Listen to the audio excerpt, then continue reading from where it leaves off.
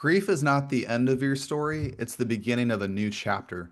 Welcome to the Empowered Grief Journey podcast. I'm your host, Chris Mamoni, and I'm the founder of the Empowered Grief Journey podcast and coaching platform. This podcast is your dedicated space for healing, growth, and transformation. Each episode shares real conversations with people around the world who have navigated grief and discovered strength to create new inspired beginnings. Together, we will walk from grief to empowerment through stories, practical tools, and actionable insights. You'll uncover the hidden gifts within your grief, reclaim your personal power, and step into a future filled with courage and hope. Today, I have a wonderful guest with us today. She's actually a personal friend of mine that I met through my podcast journey. Her name is Tiffany O'Hearn. She's an astrologer, healer, and priestess of the rose codes who guides both children and parents into deeper remembrance and conscious living.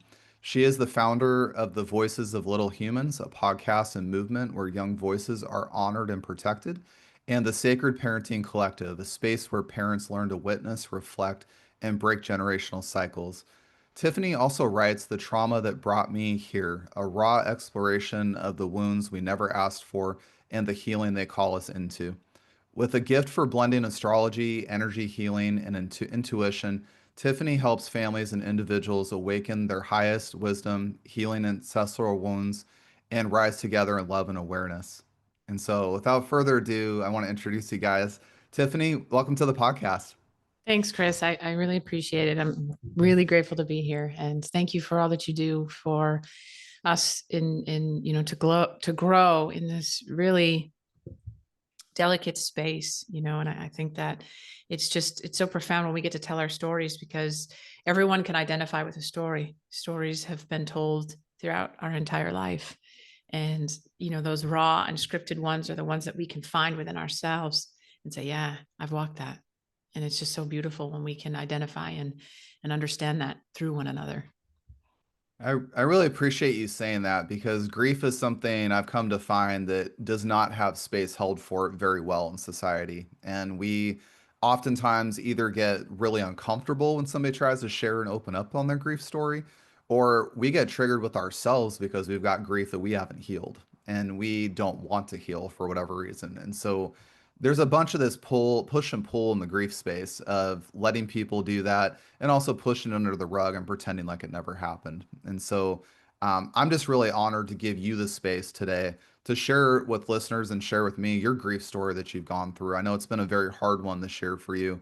And I just think there's a lot that people can learn from your story, just like I tell all my guests, because as you said, stories are the way that we have navigated history. It's the way we recall events and moments and things we've gone into and things we've survived, things we've learned to thrive from. And so I think that you sharing your story today, I know is just going to be another powerful episode on this podcast that is really going to help people as they go through grief. Yeah, I appreciate that. I think that, I've had lots of trauma, and I know that we all have, right? And so grief isn't something that you experience under certain conditions, right? Has somebody died? Okay, there's grief, right? But what about the grief of doing something intentional that hurt another person, right? There's grief in that. There's so many places that grief shows up. And if we don't feel it, we don't actually get to choose how it resurfaces, right? And so it can show up in anger. It can show up in ways that we go, that doesn't represent me, or that's not in alignment with who I am. And we often don't stay curious enough to find that answer. And so I have recently been dramatically tested. And it's been the culmination of years. I've grew up in a divorced household, grief. Father wasn't around, grief. Uh, you know, Big family, had to raise my younger brother and sister, didn't really have the life that maybe I thought I would have, grief. Um, Being gay, okay, more grief, right? Because now we have to deal with a totally different identity. And, getting married, divorcing, having a baby, right? These are all these periods that we really experience. But do we experience it in the same way? I remember after I left my marriage, and I did everything that I could, in my mind in those moments. And I said, okay, well, I have to figure out who that person was. Like, who is that person that showed up in the marriage? Because I can blame my partner all they want, my ex, but I'm not the victim in it. I still said yes, right? I still Mhm. stayed in it for, the 5 years and whatever. I still had a baby. And so I went down a very deep journey at that time. But only recently have I realized that's still unhealed. And all the grief of that, as much as I thought, right, that I have healed, I have, but things will continue to arise as long as I'm breathing. Because you can't find every trigger, you can't find every wound, but when we can stay open to it, that's where the beauty of it is. And grief, we can look at it and say it's bad, it's wrong, it makes us feel terrible. Yes, yes, and yes. It also is our greatest teacher and guide. And if we allow it, if we invite that grief in, it allows us to feel the depths of ourselves, thus making room for more joy, thus making room for more laughter, thus making room for more love. We have to clear that well out. And in those moments, it's just all about feeling it. And, I have a daughter, and being divorced and separated and not, and having to split time with your child, that's a struggle. And anyone listening to this divorced, they know it. They know it to be true. It is not fun to wake up on Christmas morning without your kid, you know, um, and it's hard. It's hard. And, just recently, July 8th, that day changed my entire trajectory of my life. Just being and when we involve courts, God, we need them. But let me tell you what they don't often care about is the child. They care about the two people and what looks the best on paper. And I don't dismiss that. I don't want that role. I don't want that job. It's too black and white for me when feelings are involved, when emotions are involved. And that's my, conflict in it. And, when somebody's telling you you're bad and wrong, but all you feel is good inside and love, it just creates a trauma there. Because it's like, I can't understand. Am I seeing something through a different lens, And, in trying to advocate the best that I know how for my daughter, I made some choices. And there in that courtroom, that courthouse, the judge saw something different, and they took my child away for 24 days. And it may, people come with all sorts of grief, but I couldn't even say goodbye. And for those 24 days, it changed me. It changed me in ways I'm still learning, for the better, right? But in the moments, it feels really hard to unpack that, and you just look at life and go, what the fuck is the point sometimes, Mhm. like, really, what is the point of this? And I am very spiritual person, and it's like my higher self gets it. It's like, Tiffany, come on, you know what life is for. You're here to learn, you're here to have a journey. You agreed to all of this, like, it's cool. And then the human inside of me is like, but it hurts, like, it hurts. And like, having that moment, just being stripped of like safety for my child, and like, can I be the one? And I can't. And it was like my whole womb reacted to that. And it still has, it's like when your child is in pain, it's felt in ways I couldn't have ever described or known about. But now I also have to deal with, well, what did I do? And I know that sounds harsh, but what's my lesson here? What did I help do to create this situation in my life? Because as I believe, or I know, we do create everything in our life. And sometimes it's really hard for us to witness. It's all about our growth, and it's all about our journey, and just moving forward and sitting with that and holding that and going, oh shit, I hurt people. I did. Unintentionally. In those moments, I wasn't like, can't wait to hurt you. Do you know what I mean? Like it came with a heart in those moments. And I still did it, you know? And so, how do you unwind all of that? Like, how do you step up? How do you put aside that ego that wants to tell you, you're right, they're wrong, screw them, you know? And pull that side of you down and open up this well of grief to be like, yeah, no, that's true. That did happen. No, you didn't mean it. And it's not about resentment. It's not about shoulda, coulda, woulda. It's just about that full acceptance of I didn't know something that I know now. And I look back and I go, wow, yeah, I did do some of those things that contributed to where I am now. And I know that that can be a very hard look. And with that comes more grief, right? That Yeah. understanding that, like, I unintentionally hurt you, right? Like, I've hurt my siblings. It's not like I ever set out to do that, but I have. I've hurt my mom. I've hurt my dad. These are all very fair statements for us to make. You know, we've all done it. We've hurt our partners, right? The people that we love most, we have hurt. And can I hold space for that and grieve what I didn't know? And so this has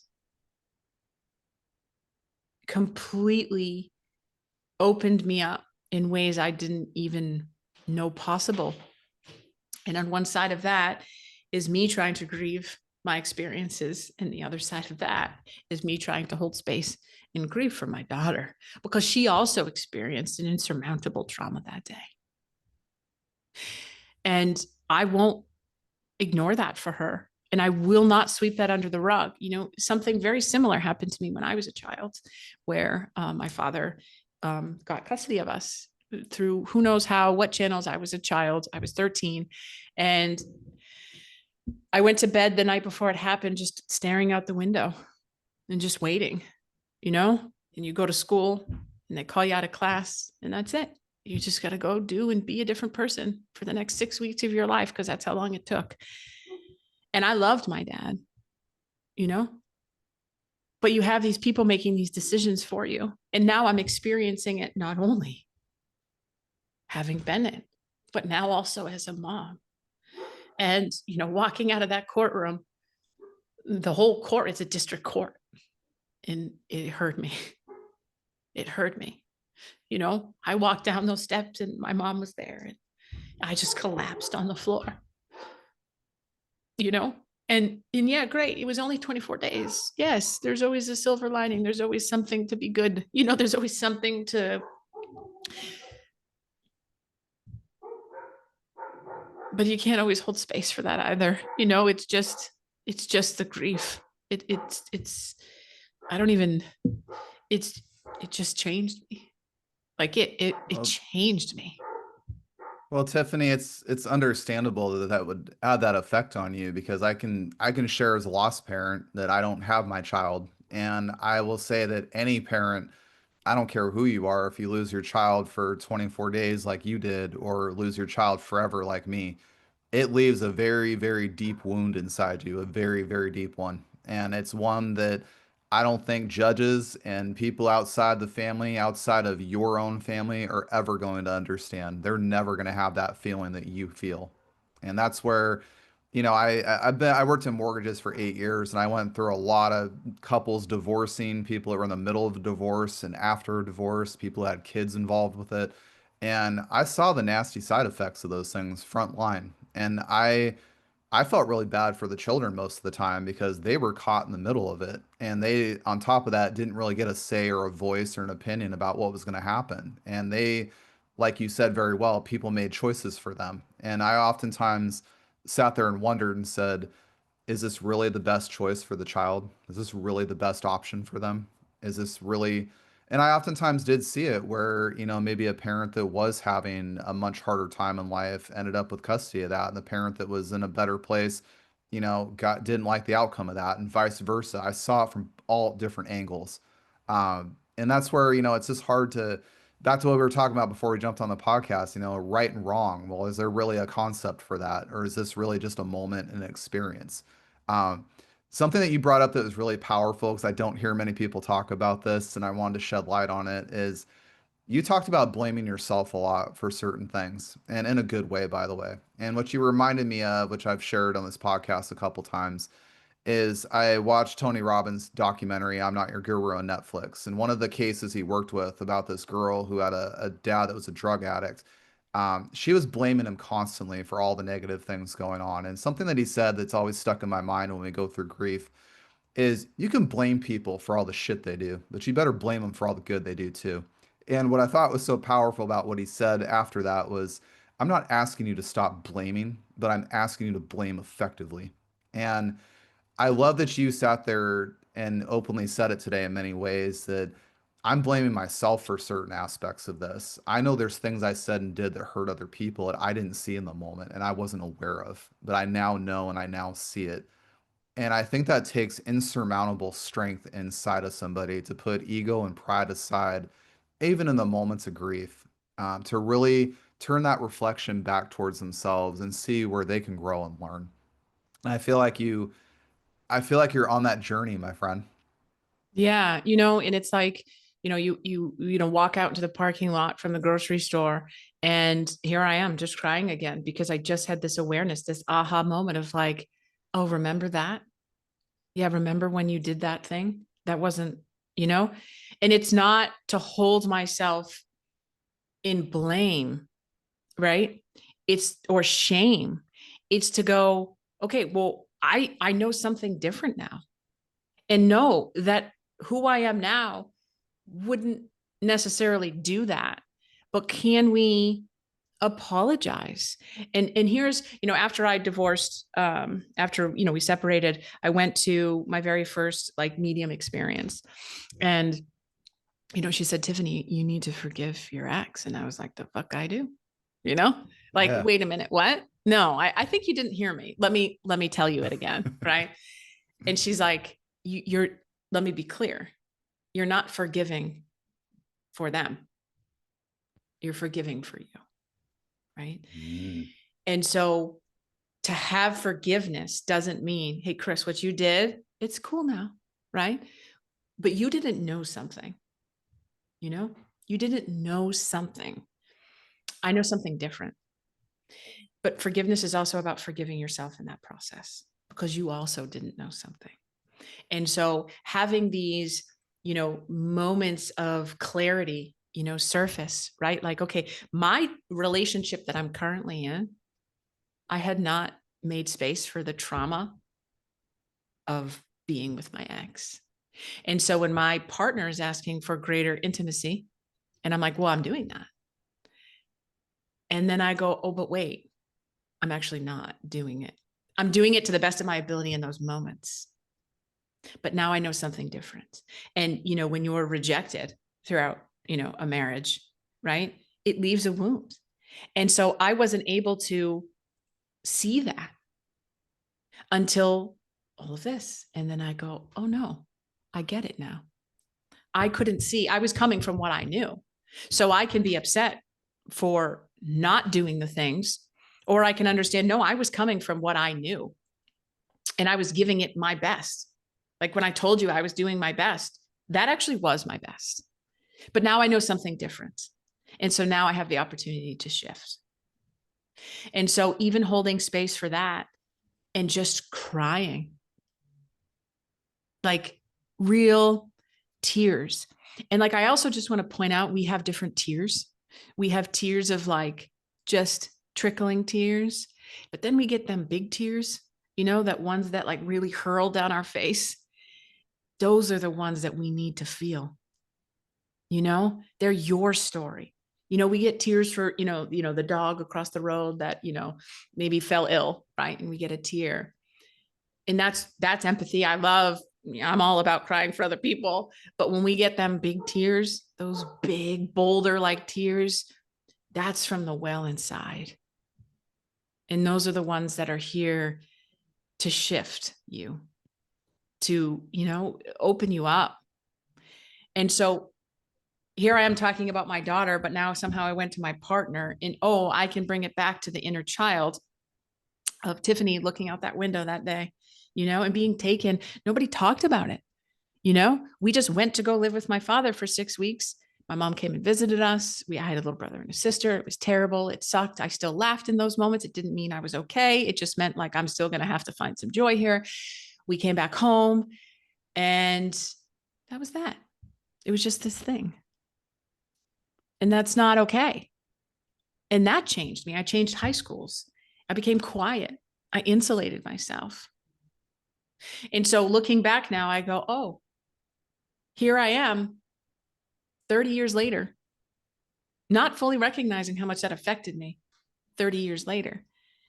And so can I hold that space inside and say, wow, Tiffany, how did you not know?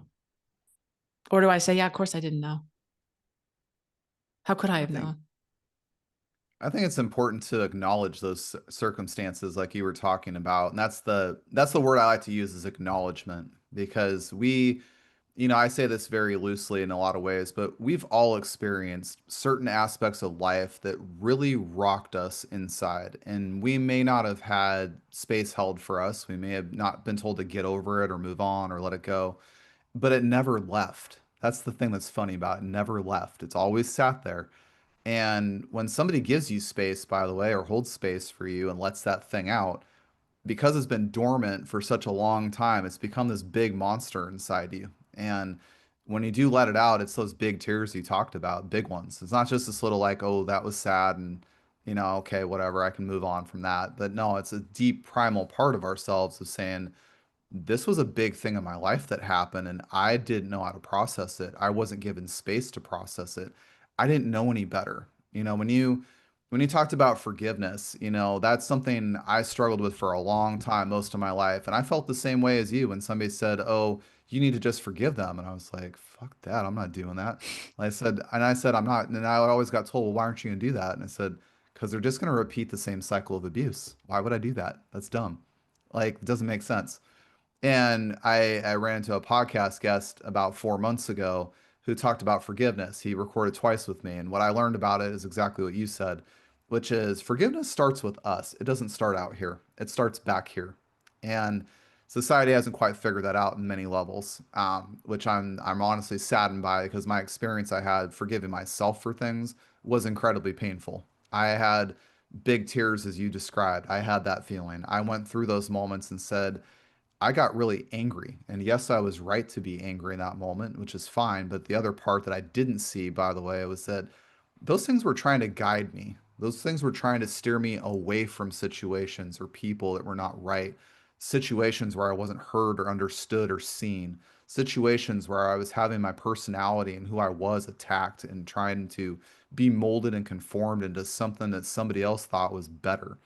And at that point, you get faced with losing yourself. And that's kind of the feeling I got when you talked about having 24 days without your daughter. It really felt like losing yourself. I saw that. And I can empathize with that immensely on a deep, deep level. And it's in those places that we lose ourselves, by the way, that it's our opportunity to re-find ourselves. It's our opportunity to really ask ourselves those deep questions when we navigate grief in that moment. Who am I? What are my thoughts? What are my beliefs? What are my values? What do I appreciate? What do I not like? And for those that are listening, I start with the easy ones. Talk about what you don't like, who it is, what it is, where it is, when it is. Talk about all those things. And the reason I say start with the negative, your brain can recall that so much faster than what you really want. So get all the roadblocks out. Just put it all on paper. This is what I don't like. That's going to clear all that out so you can go over here to the next thing and say, this is what I do want. This is what I do like. This is where I need to work on myself. This is what I need to be kinder to myself. I need to forgive myself. I need to allow myself to see things as growth and learning and not that there's a defect with me. Because if I can wrap on my little rant with this, the following is you're not broken. You don't need to be fixed. There is not some problem, something wrong with you. That's all society's weird labels for making sense and rationalizing how they see things and their light. But if instead we took the approach of, I'm here to learn, I'm here to grow, I'm going to have challenges, I'm going to screw up, I'm going to make mistakes. But what I do today doesn't define me. What does define me is my ability to say, I learned from that, I took away something, and now I can be this person today. And giving yourself that opportunity to just be a better person as you walk along your journey. And I think that that's really, we have so little control. We actually can control that.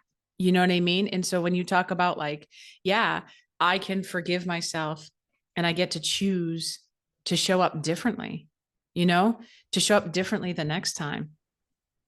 And that is the gift because you also show others, you know? And so, as I always say, you know something different now. And what you do next matters most, not what you did. Is you didn't It's, know, right? But now you know something different. So what you do next matters most, not what you did. I had a powerful recollection as you were talking about growing up with, having your dad and having custody of you guys. I had a big recollection in my brain to anchor your point in. When I was 18 years old, I thought I was on top of the world. I thought I knew everything and had it all figured out. I'm 38 years old right now, and I'm be honest, I look at my 18-year-old version, I go, man, you were dumb. You and I sat there, by the way, and I said, because I almost got married at 19. I almost did, and I'm glad I didn't, by the way. That would have been a bad mistake. And then I also look and say, if that 18-year-old self had lost a child the way I lost it 3 years ago, I wouldn't be that same person. That'd be a whole Yeah. different experience. And so I think giving ourselves the permission that you brought up today, which I love, is that no matter where you are in life, if you're 18, 25, 30, 35, 45, whatever it is, you're going to look back at some point at whatever age that is, and you're going to realize 5 years before that, 10 years before that, you didn't know any better. You were only doing the best you could with the knowledge, skills, and experience that you had at the time. And that's why I don't subscribe to the concept of right and wrong anymore. I don't subscribe to it. I don't even I don't even look at people who have addictions the way that society teaches us to, like, oh, they're bad, they have a problem. No, they don't have a problem the way you're thinking about it. They've got something in their past that's putting them in that place. They're not being given space or given the time or ability to learn how to navigate that and heal that part of themselves. They're not given that space. They're doing the best they can right now. And whether that's coping through something in the way they choose to, or if that's reaching out for help in the way they need to, they're doing what they can. And so, who's for us to judge, by the way? And that's why when you brought up going to court, and that's why I'm a little passionate about divorce court with parents because I think it's some of it's a crock, to be very honest. Um, is that who's this for this judge that doesn't even know this relationship? They haven't been in the relationship for 5 or 10 years. They don't know what the life is like outside that courtroom. And yet this person's here making judgments and assumptions and basing things off of paper, which is not always reality, by the way. And so it creates this really awkward place of, well, this parent gets the child, this one doesn't. And it's like, are you so sure about that? Is that Right. actually is that actually beneficial to everybody involved, or is that just you're doing that for procedure purpose only? And the craziest thing is, Chris, is that day, because we've been going on and I've been suggesting that there are issues and they need to be addressed. And I recall the judge saying, it's like Groundhog's Day with you too. And I was like, yes, it is. And do you know when Mm, Groundhog's Day stopped? When he one. did something different. When in the movie, he did something different. He started to give, he started to learn, right? And so perhaps because it seems like, I go and my daughter suffers, right, with the consequences of these actions of these parents, of her parents. And so the other really difficult part for me was they asked me to bring my daughter and speak to them at 9 years old. I called my daughter. I said, Mama's going to ask you to do something really hard right now. And I'm all about giving my daughter her voice and her autonomy. And I always say parenting is a collaboration. And I'm sorry, that's the way I see it. And I won't apologize for it. I mean, I did, but you know what I'm saying? I there are things that I need to do for my daughter as her parent, correct. But most of it is a collaboration. And I collaborate with her. And so I said, Mama's going to ask you to do something really hard. This voice that we've been asking, you get to use it today. And so she came, and she was so nervous. And as we're walking up to speak to this probate officer, she's holding on to me. And my lawyer says, giving me this look of like, what are you doing?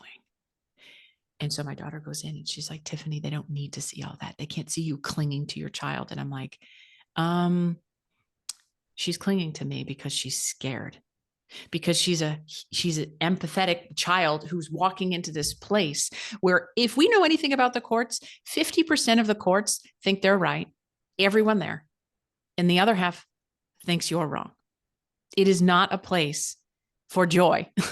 It's a place to prove something, right? I mean, really, that's what it is. I'm going to say you're right, and you're going to tell me I'm wrong. And that's it. So it's not a place of love per se. And she's walking in there, and my daughter's deeply empathetic. And so I'm like, again, so everyone's asking me to shift how I parent my child because it makes other people uncomfortable. But my 9-year-old is clinging to me because I just asked her to drive an hour with my mom to go talk to somebody who may or may not listen to her. And they're reading my daughter's testimony. And I'm like, wow, they heard her. She said it. And they didn't listen. They didn't listen. She was writing as she's saying what my daughter said. And so now I have to tell my daughter her voice matters. Our voices matter, when they just told her and showed her it didn't.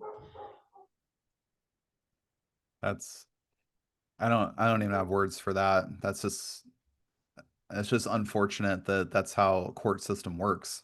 And I It's and here's the thing too. That day, I had some choice words for the judge. But as I settled down, I also know that it wasn't done to me. It feels like it was, but they're just coming from what they know. And for whatever reason, that was her choice. Okay, I get it. And I'll just send her forgiveness. I will, because she's coming from something too. So is my ex. So is her lawyer. So is my lawyer. Everyone's coming from what they know. So I can blame all of those people that day. And I want to. well, you still can. There's nothing wrong with that. And I do.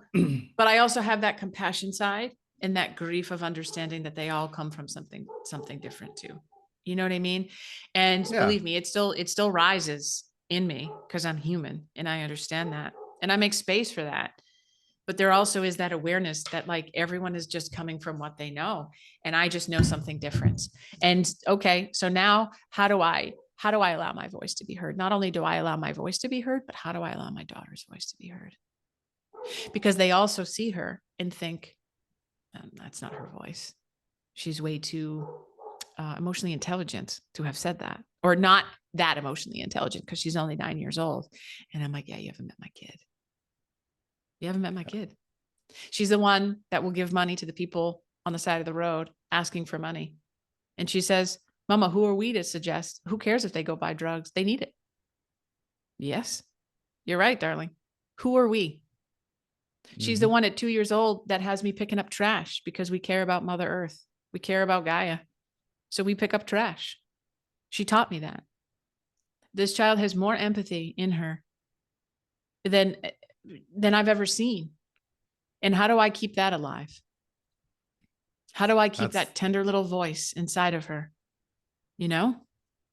I think that's one of the hardest challenges because I bring that up with people in my coaching calls. I bring that up. That same topic you just talked about is how do we protect that just that heart and soul of a child? Because I told somebody once that was going through a really hard time in grief, and it was a narcissistic abuse situation. And there's a lot of anger, a lot of judgment, a lot of blame, a lot of you get caught in fight or flight, and that's completely normal, by the way. I'm not mocking anybody for that. I survived it, so I know.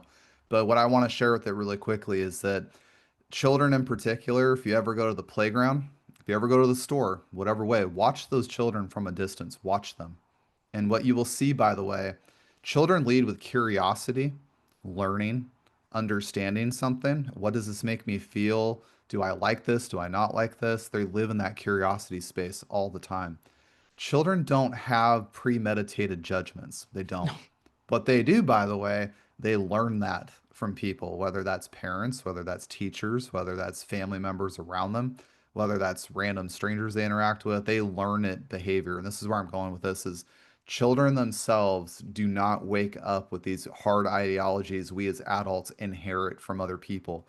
They learn it. And so what I try to share, you said it really well today, is yes, I can blame the lawyers, I can blame the judge, I can blame my ex, I can do all those things. And I'll never tell you not to, by the way, because it's human nature to do those things. But I will also say that any kind of judgment that comes out of that is a learned behavior. It really is.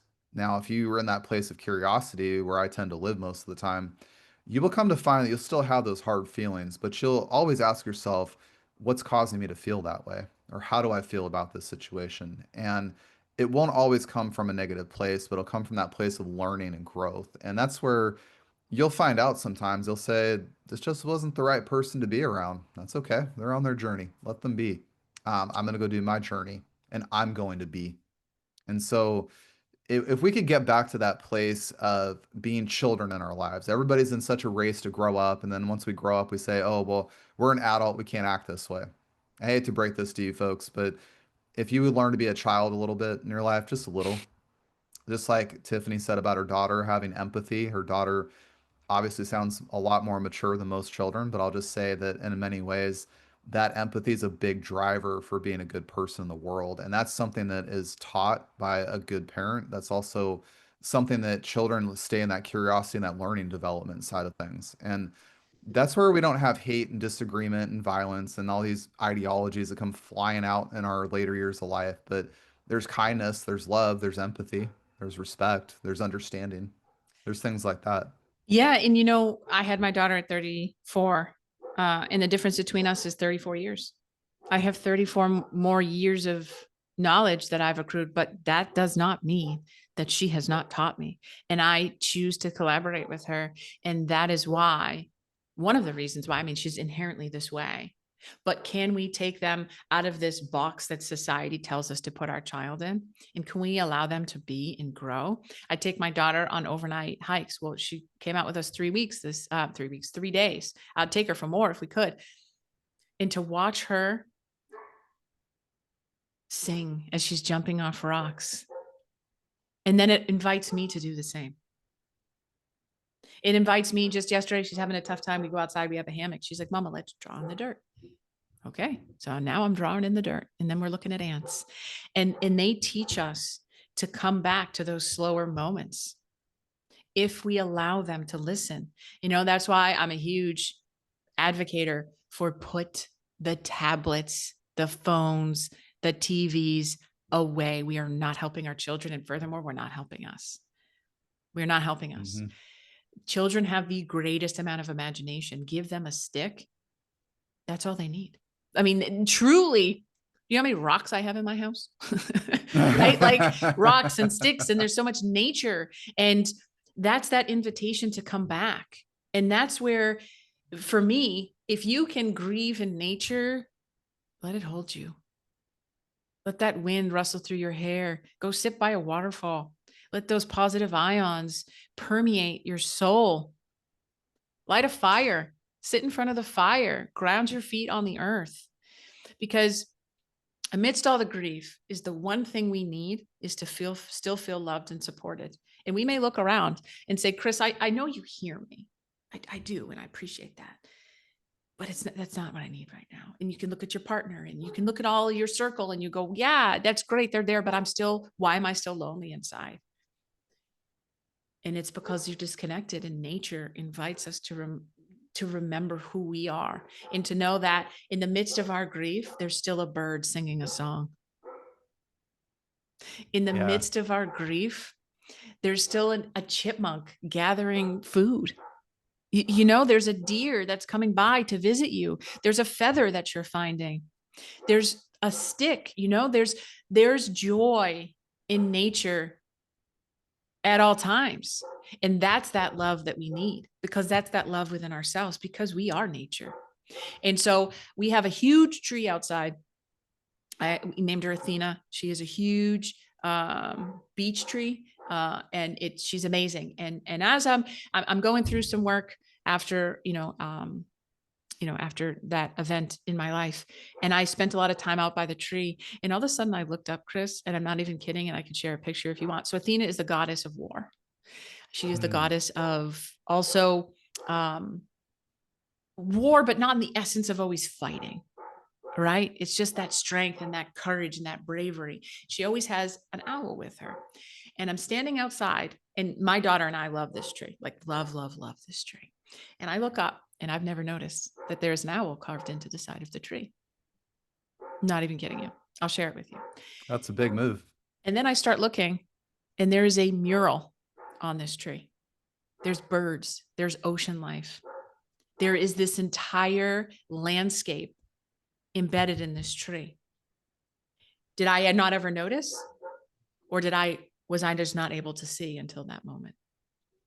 And nature, she reminds me that I'm not alone, that I'm here in love. And we need that, especially in grief. We need to be reminded, and it's in that soul connection. It's in the feathers, it's in the birds, it's in the dog, it's in the baby that smiled at you from the grocery cart, right?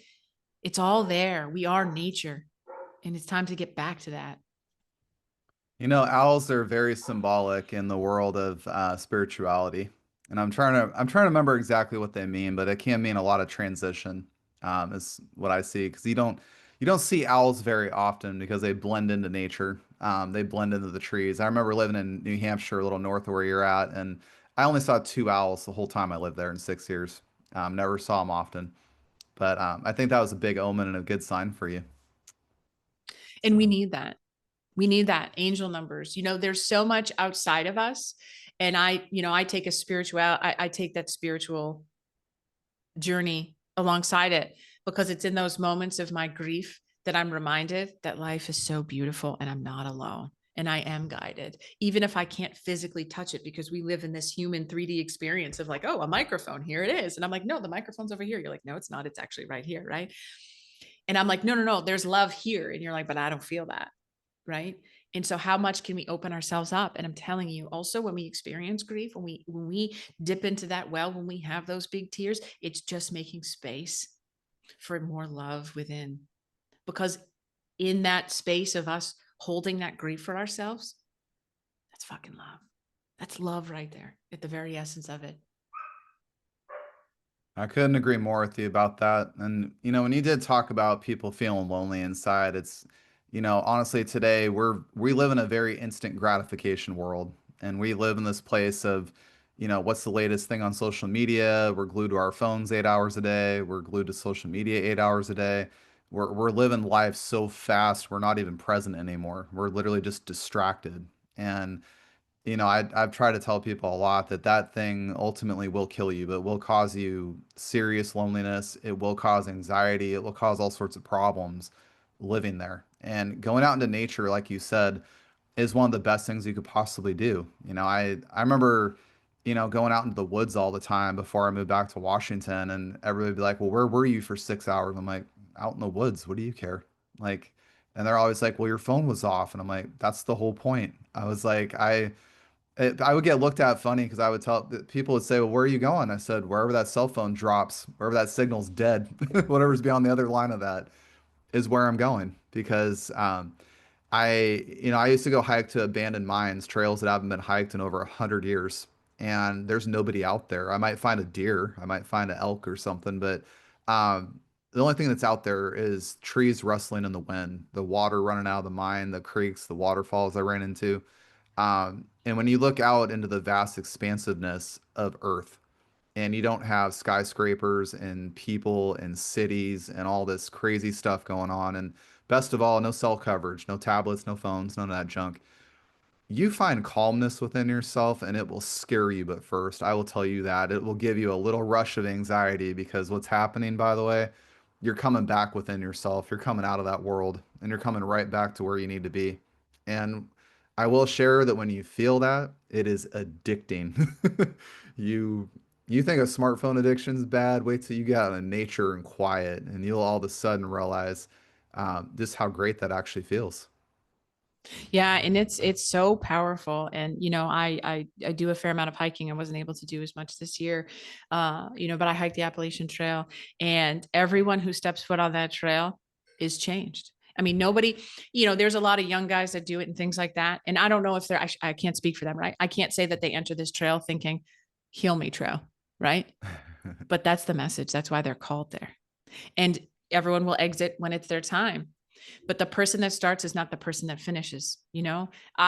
I've had the opportunity to spend 6 7 days out there at a time. Given I have a daughter, it's not, I don't have the ability to hike the whole trail, so we do it in sections. And my partner and I, we come out there a different person every single time, and it's not a person you don't like, right? You have that stillness, you have that sitting in the dirt. You have that dirty, but you're clean. You're so clean. You think I haven't showered in 7 days. You must be really dirty. And I'm like, nope, it's the cleanest I feel, because it's that cleansing of the stress and the turmoil and all the chaos, right? And you just have those moments. You're just walking for 8 hours.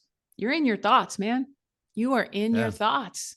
And that's where we need to stay. That's where we need to exist. And that's why throughout all of this, the grief, it's so easy to turn to food. It's so easy to turn to drugs. It's so easy to turn to alcohol. It's easy to turn to cell phones. It's easy to turn to all of the things that keep us away from ourselves. And I intentionally stay away from all of it. I intentionally stay away from all of it because I need to feel it. Because if I don't feel it, then I can't move beyond. And my only goal here is not to move beyond in terms of like a race, right? Like, let me hurry up and win this. Like, it's just how much more can I open myself up to and continue? Because this is the journey and this is my choice. And I will feel it, and it's hard. And you can ask people around me. Just yesterday morning, I was, crying for a good 25 minutes. And I'm not talking about like just drizzling tears. I'm talking about my whole body is shaking. And then, I'm okay. Yep. And You then needed I'm that okay. release. Yeah. And you allow more of that clarity to come in, more of those moments of feeling and gratitude and simply just understanding who you are at that level. And so we all have grief.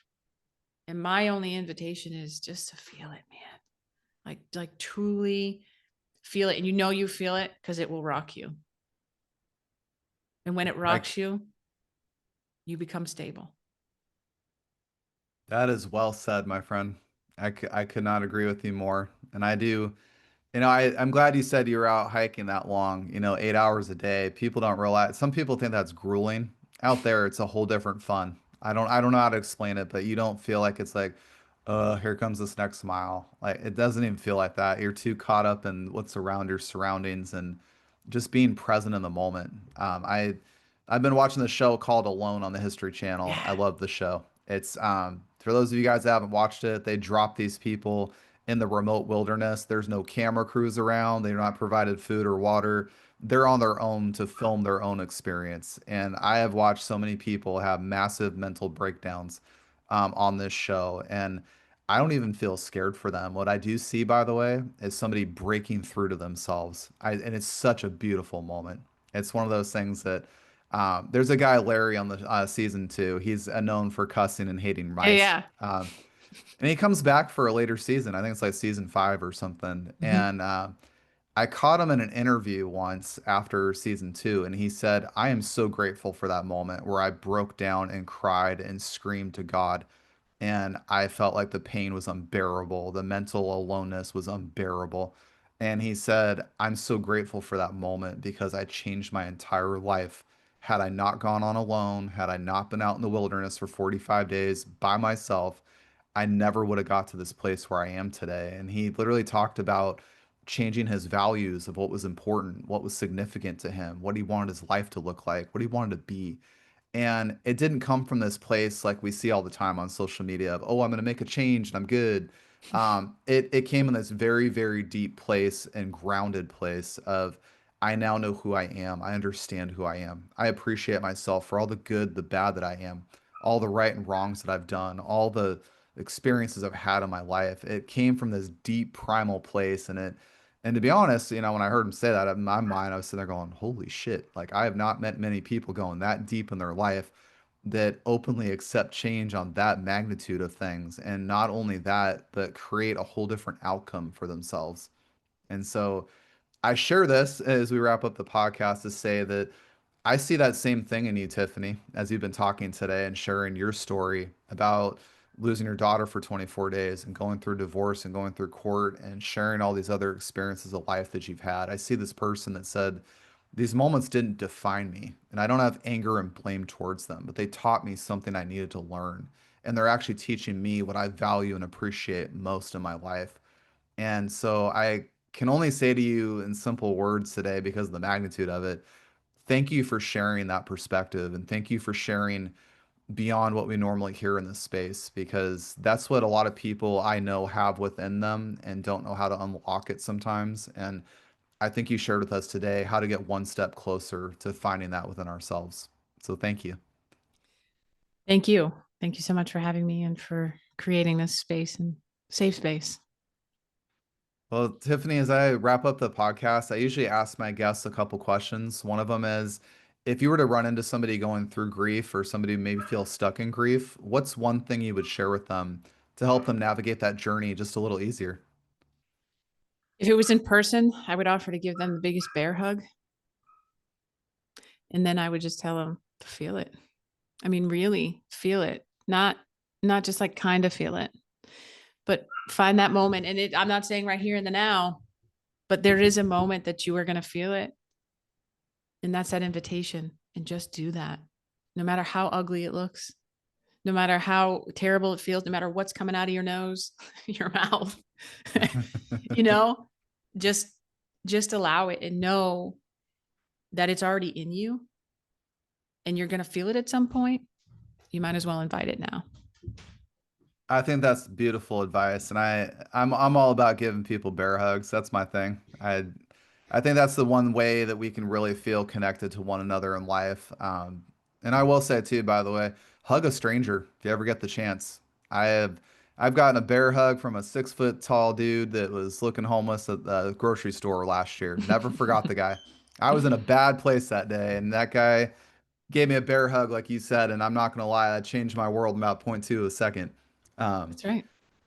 and to feel your feels, I tell people, if you want to heal, you gotta feel. If you keep denying yourself that, you're not gonna heal. Yeah.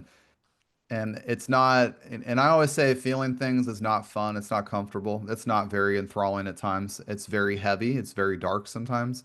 But I will say it's in the middle of those feels, as Tiffany said, it's in the middle of those things where you find your answers, you find your gifts, you find your blessings. And it's not going to come in the form of a Tony Robbins concert at UPW. It's not going to come in the form of that, but it Mm-hmm. is going to come in this form of awakening in reality for you. And you're going to know it when you feel it. And it's going to be a very calm and a very soothing voice when you hear that. And that's going to be the place that you're going to start to realize you are healing and you found yourself, and to give you that next step forward. So, Tiffany, I appreciate your advice on those. I think that's beautiful. If people want to connect with you after listening to this episode of the podcast, where can they find you? So right now I'm in my emergence. So it's not, I'm working on two different publications. And one of them is collaborating with my daughter. And she actually titled the podcast. Oh my goodness. That's awesome. So hang on, let me just pull it up. Sorry, just there's just a lot. The voices of little humans, and so she actually titled the name, and so it's a membership for children and conscious parents, and so it's one part where my daughter helps interview other children and just ask them beautiful questions like what is love and what do you wish more adults knew, and so that's coming. It's a paid membership, but more to protect the children, and so right now I'm just gathering the children that can help be a voice to this, so that's coming, and then my second one is um, trauma brought me here, and it will be me being as raw and edgy. And, I spent a lot of my time not really speaking in full alignment with myself but not in a bad way, right? But now, like that's just it, and everything's just it's just trauma brought me here, and I'm just gonna bring light to all of the shit that we really feel. And I couldn't think of a better name for it because I recently, lost probably 35 pounds throughout all of this. And someone said to me in my daughter's school, they said, Tiffany, what happened? What'd you do? You start exercising? What'd you do? I said, no, it's trauma. And she just kind of Yep. looked at me, and I was like, I'm not going to sugarcoat that for you. That's what's happened. I'm proud of my body, and like I'm happy it's here. And I've done it in a nutritious way. Like food is very important to me, but I haven't used it in a way to comfort myself. I've used it as what it's for. And so she just looked at me and was like, ha ha ha. Ha. And I knew I made her nervous, but she thought about it. She sure did think about it. And I don't care. I'm not here to sugarcoat it anymore. Like I'm just here to be real. I really love that. And, I think having that Substack for trauma, I think is a powerful tool. And I think that's where our society is headed next, is really giving people space to talk about their trauma, just like I'm doing today on this Yeah. podcast of mine. Because quite frankly, it's through the storytelling of our journeys of things. And I've always said this on my podcast, there is no heal Chris's way. I don't have it all figured out. And I'm not even going to sit here and tell you I have it figured out. I don't. But it's through the storytelling of guests on my show and sharing my story for that matter that gives other people these insights into how they can find their own journey of healing and through grief and understand that you're not alone and you're not the only one who experienced things. And I don't say that like everybody else because I hate when people say that, but you're not alone in the sense of that somebody has gone through something similar to you. Somebody has gone through a experience that was like yours. And to find those people, find your tribe. If you've gone through narcissistic abuse, find survivors of that, people that have learned to thrive from that. Find those people because they're going to look at you and say, I understand you. I get you. I'll hold space for you. But I want to walk this journey with you to help you figure it out. And those are the people, by the way, when you have a support collective around you like that, that's where beautiful things take place. You rediscover yourself, you refine your strength. And I'll tell you what comes next after that's a very powerful moment for you because Yeah. your life will be very different in a way you're very happy with. So, That's right. That's right. Yeah. And yeah. so, anyways, you can find me on social media. I'm the Soulful Guide, and all of those other Substacks will be in there as well. And also, to your point, Chris, the greatest thing that we can do in our lives is give. And so, if we can help support somebody else, and that's exactly what this podcast is meant to do, is to give, so that maybe that one person hears that one thing that sends them down the next best, highest journey of theirs that they're meant to take. And so, I thank you for that. That's beautifully said, Tiffany. And for listeners today, I just want you guys to know Tiffany's links to her social media and her Substacks will be in the show notes. So when you get done listening to this episode, check out the show notes and go follow her. Like I said earlier on, we started the podcast. She's been a friend of mine since I got started in this podcast journey earlier this year. She's a beautiful person, by the way, with a big, big story. But she also helps people figure out through astrology little parts about themselves that they may either not know enough about or even parts that can help you grow and navigate through certain challenges you're going through life. And so I want to recommend to you guys, if you are open to that, check her out and get connected with her. I have had conversations with her about astrology before, and I learned parts about myself I never knew. And I will say those helped guide me on the path where I am today. So anyway, Tiffany, thank you so much for being on the podcast today. I also want to thank listeners for joining Tiffany and I on today's episode of the Empower Grief Journey podcast. If this episode resonated with you, please share it with somebody you know who could benefit from Tiffany's story. For more episodes that are designed to empower you and support you during your grief journey, visit empowergriefjourney.com. You can subscribe to this podcast on Apple and Podbean. The Empower Grief Journey is all about honoring your journey, embracing your emotions, and finding strength in your own time. I want you to know you're never alone on this journey, and together we can navigate grief with courage and compassion. Until next time, be kind to yourself and take your grief journey one step at a time.